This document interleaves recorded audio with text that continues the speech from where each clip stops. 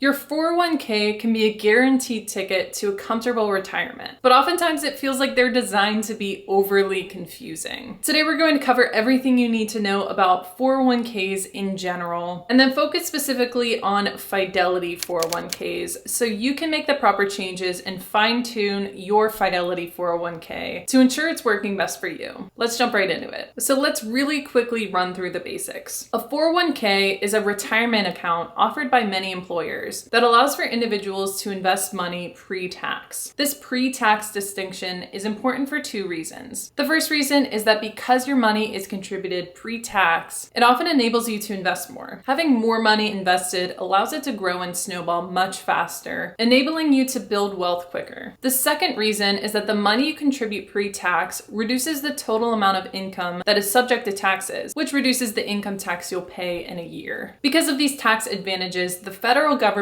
puts a limit on how much any individual can contribute to their 401k in a given year. For 2022, any individual is allowed to contribute $20,500 over the course of a year to their 401k. This is $1,000 higher than we were allowed to contribute last year, so it's great to see this amount increasing. Additionally, if you're age 50 or older, you're able to contribute an extra $6,500 to your 401k, which certainly can be beneficial if you're in this age bracket. And it's important to note that these contribution limits only apply to what you contribute, and this does not include whatever your employer might contribute to your 401k. So theoretically, if you max out your 401k and your employer offers a match, your account is probably going to be over that contribution limit, which is great. And speaking of contribution amounts, it's important to not just contribute the minimum amount each month just to get by. Most people just try to contribute the minimum amount that their employer matches, which is commonly around 3%. This still doesn't guarantee that you're going to have enough for retirement. Most experts recommend contributing 10 to 15% of your income towards your 401k to ensure that you're going to have enough for retirement. Obviously, if you can max out your 401k contributions each year, you'll be much more likely to have enough saved for retirement, and your future self is going to be thanking you for the hard work that you've contributed along the way. If you're interested in seeing how your 401k stacks up to others in your age group, I'll have a video linked up here that shows you the average 401k balance by age, so you can see if you're keeping pace with your peers or hopefully exceeding them. One 401k technique that can really help ensure you'll have enough saved for retirement is to increase your 401k contributions regularly. If you aren't able to max out your 401k account now, you can plan to make gradual changes to your percent contributions as you age. Oftentimes when you get a pay raise, it's a great time to increase your 401k percent contribution amount. This is because you're probably not going to notice that the extra money that you're getting is being invested in your 401k from each paycheck, and your quality of life can stay the same all while you're contributing more and more to your 401k account. Fidelity makes this process incredibly easy and automatic with a really neat feature you might want to take advantage of. This is called the Fidelity Annual Increase Program, and it basically helps automate your contribution percentage increases. The way Fidelity's Annual Increase Program works is you can set a percentage of how much you'd like to increase your 401k account by each year. Say right now you're currently investing 10% of your paycheck to your 401k, but you're hoping to increase this number to 15% within the next 5 years. You could set your annual increase program to 1% and know that each year your contribution percentage will grow by 1%, so in 5 years you'll hit that 15% goal. You can change the percentage you'd like to grow each year to match your retirement goals. This is a great set and forget strategy that automatically makes your 401k more and more responsible each year. In addition to your contributions, it's very important to understand how your employer factors into your 401k account. This is because specific employers affect your 401k strategy in three main ways. The first way is how they match your contributions. Many employers will match what you contribute to your 401k up to a certain percentage. For example, let's say that your employer offers a 3% match. This means that if you contribute 3% of your paycheck to your 401k, your employer will contribute that same amount. Even if you contribute above that 3% and say invest 15%, your employer will still only add an additional contribution worth that 3%. Some employers offer partial matching up to a certain percentage. Oftentimes this is a 50% match, which means for each dollar that you contribute up to that percentage limit, your employer is going to contribute 50 cents. So understanding how your employer matches is crucial to not leaving money on the table. The second way your employer factors into your 401k contribution limits is if they offer a true up. It's very important to ask your employer if they have have a 401k true-up policy in place if you plan on maxing out your 401k contributions early in the year. Basically, if your company does not have a true-up, you might be losing out on free money. For example, if you maxed out your 401k limit early, let's say October, you wouldn't be making contributions for the month of November and December. Without a true-up, your employer won't contribute the match, so you'd be missing out on the free money of your employer match during this period. However, if your company does have a 401k true-up in place, then they'd still contribute their same match to your 401k, even in the months you weren't contributing. The third way an employer affects your 401k is through their vesting policy. Many employees have a required amount of time that you need to stay at their company in order for you to keep the match that they contribute. Because of this, if you leave the company or change employers before you've reached this vested time limit, they will claw back some of the extra money they contributed to your 401k. Fidelity makes it very easy to see how much of your money is fully vested, so you can use this to understand how much of the money in your 401k you would lose if you didn't stay with your employer during this period. Another key thing to consider when it comes to 401ks is the difference between a standard 401k and a Roth 401k. While both of these are retirement accounts, the way you pay taxes when you contribute and withdraw are different. In a standard 401k, the money that you contribute to this 401k is money before any taxes are applied to your income. This enables you to make larger contributions, and it reduces your income tax burdens in the years whenever you're contributing. With a regular 401k, your money is going to grow tax-free, and you only pay taxes whenever you start withdrawing from the account in retirement. A Roth 401k, on the other hand, is the opposite. The money that you contribute to your Roth 401k is done after income taxes are taken from your paycheck. This often means you're making smaller contributions since you've already lost a portion of your paycheck to taxes. The benefit of this approach is that when it comes time to withdraw from your account in retirement, you no longer have to pay taxes when you take this money out, since you already paid those taxes when you contributed the first time. So depending on your situation or retirement strategy, it's great knowing that you have these options available to you. Okay, so with that being said, I think we've covered most of the 401k basics, and now we can dive into how you should be investing the money you've contributed to your 401k. In general, whenever you start investing in your Fidelity 401k, there's a good chance that Fidelity will automatically invest you in a target date fund. A target date fund is a retirement fund that automatically adjusts to have a higher risk value when you're younger and a lower risk value whenever you move closer to retirement. The benefit here is that your investing is basically on autopilot, and all you need to do is tell Fidelity the age that you plan to retire. And target date funds are usually named to actually have the year that you plan to retire in their name. The downside to target date funds is that the company managing these investments, in this case Fidelity, is going to charge you a fee for this service, which over the course of many years can really eat into your profits. For some people, this isn't that big of a deal, and the peace of mind of having this taken care of is definitely worth the fees. Another potential downside to target date funds is that even retirement dates that are really far in advance, they still usually have some sort of bond allocation. It may not be risky enough for really young investors. For those that aren't really interested in a target date fund and want a little bit more control over their investments, you're able to pick the individual funds that you want to invest in within your Fidelity 401k, which gives you much more control over how your retirement account is managed. This approach might also enable you to reduce management fees, but it does put more of the responsibility on your shoulders. If you do decide to take this approach, it might be beneficial to consider a 3-fund portfolio approach. This strategy was championed by Jack Bogle, the famous founder of Vanguard and inventor of low-cost index fund investing. Basically, his 3-fund portfolio works by balancing your 401k account to contain funds that track the total US stock market, the international stock market, and bonds to create a relatively safe yet high-yield investment blend. It should be noted that not all Fidelity 401ks are the same. For your specific Fidelity 401k account, you're going to have your own individual list of funds that you're able to invest in that might be different from somebody else who has a different Fidelity 401k. So it's really beneficial for you to go through this list in Fidelity, find out which funds are available to you, and do your own research to figure out which funds will best fit your portfolio. But just to give you an example, in Fidelity, you could construct this 3-fund portfolio with one fund that tracks the total US stock market. So for these, you might pick a fund like FZROX or FS KAX, which stand for Fidelity Zero Total Market Index Fund and Fidelity Total Market Index Fund, respectively. These would contribute to the first pillar of his strategy since they track the total US stock market. For your second fund, you can include a Fidelity fund like FZILX, which stands for Fidelity Total International Fund. This fund grants you exposure and diversification to international markets. And the third pillar you can include would be a bond fund like FXNAX, which is Fidelity's US Bond Index Fund. This fund would provide you with less growth, but it would also help downbring your risk of your portfolio. Now, if you're wondering how much you should put into each of these three categories, a general rule of thumb is to take your age and subtract 20 from that number to get what your bond allocation should be. So for example, if you're 40 years old, just subtract 20 from that number, and this rule states that you should be allocating 20% of your portfolio to bonds. And as you can probably tell, as you get older, this bond allocation will increase, whereas whenever you're younger, this bond allocation will be very minimal. If you've chosen to manage your own 401k within Fidelity, you'll be able to choose which funds to put your money in, and you'll also be able to choose what percentage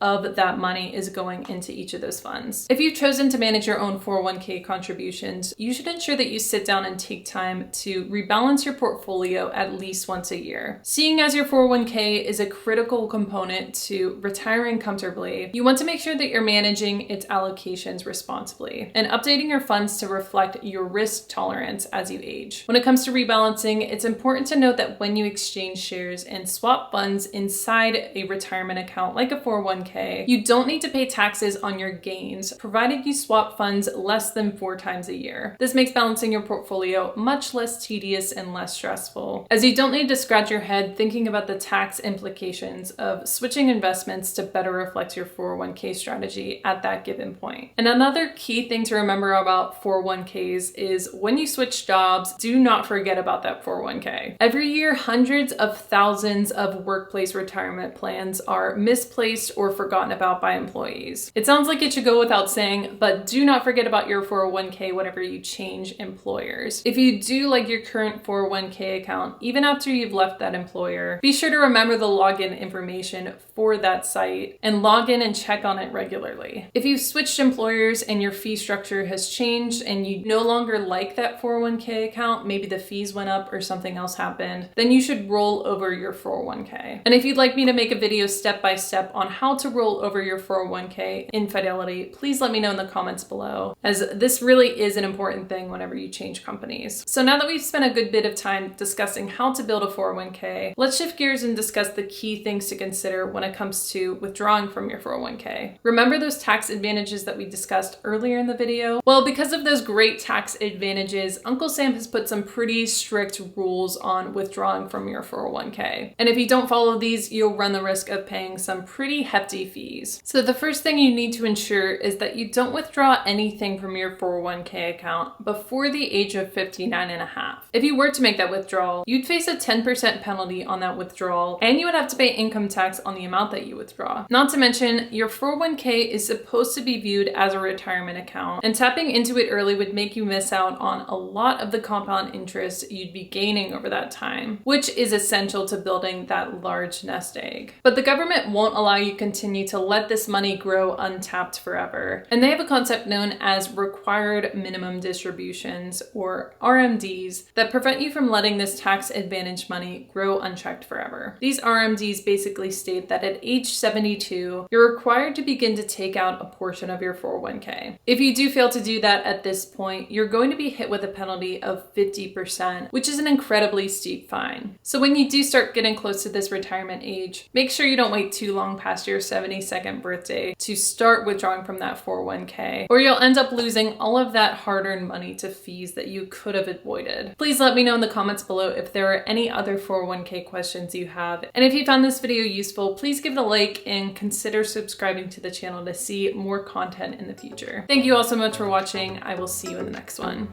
Bye.